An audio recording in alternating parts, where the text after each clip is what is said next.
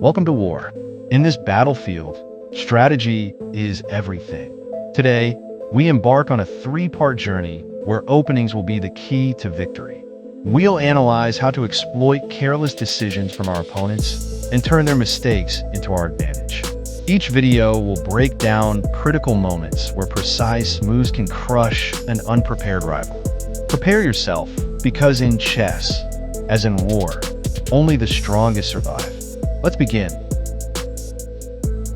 In the opening known as the two knights defense, our opponent has made a critical mistake by losing a pawn early on. This is a significant blunder, as the position now favors us both materially and positionally. The key to capitalizing on this advantage lies in the rapid development of our pieces.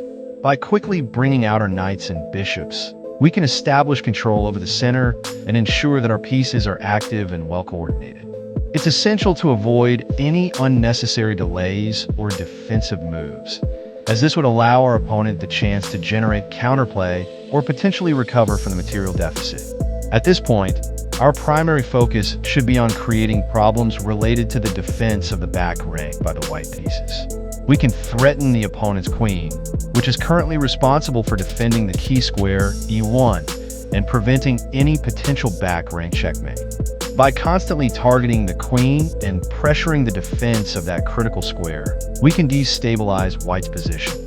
By keeping the pressure on the back rank, we will force white to make defensive moves, further improving our position.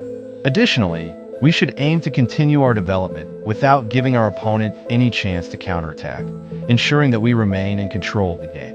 Our goal is to solidify our material advantage and position while denying white any meaningful counterplay, eventually transitioning into a winning endgame. Or, in case it is not necessary, as is the case with this position, without having to reach an end, we will finish the game with a series of tactical threats. Now that we have a concrete threat, that of checkmate on the last rank, we must create an overload on the queen's defense, mainly by positioning our pieces to aim towards the king's flank. Observe through the arrows how we gain space and generate checkmate threats in just a few moves. And here comes the final moment.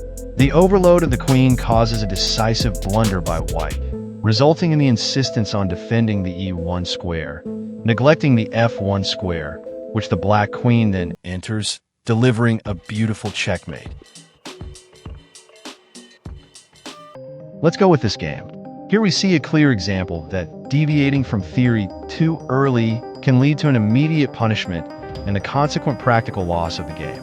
In the French defense, the defense of the e4 pawn can never be executed through the f3 pawn, as it greatly weakens the h4, u1 diagonal, allowing tactical themes related to the typical queen sortie and geometric triangular tactical patterns to flourish.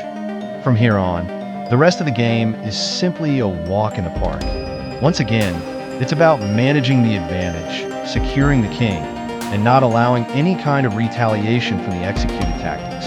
It's essential to always keep in mind basic chess concepts, and even some advanced ones, such as considering the preservation of the bishop pair, observing the pawn structure, and other themes that will help alleviate the effort spent calculating the best moves. In this way, by maintaining a solid structure and leveraging the dynamic resources of the board, we avoid unnecessary complications. Each piece must have a clear purpose, and it's crucial not to be tempted into making hasty moves without considering their long-term impact. The coordination of our pieces, along with the ability to recognize tactical and strategic patterns, will be key to converting a material advantage into a decisive victory.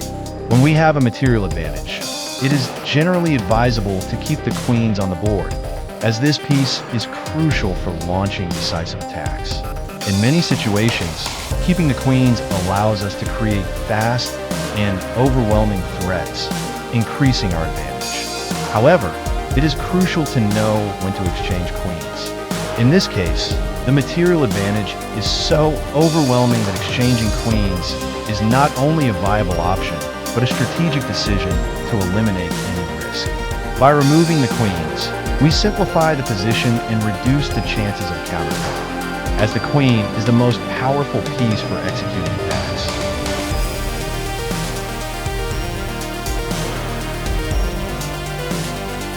This last game is a clear demonstration of how piece development and activity outweigh material.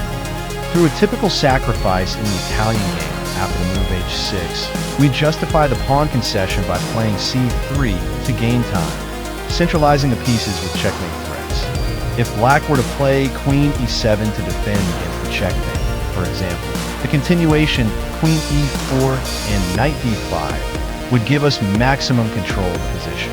It is vital to control the center, as it allows us to both restrict the enemy's pieces and organize our own, making maneuvering more flexible and serving as a springboard between both flanks of the board.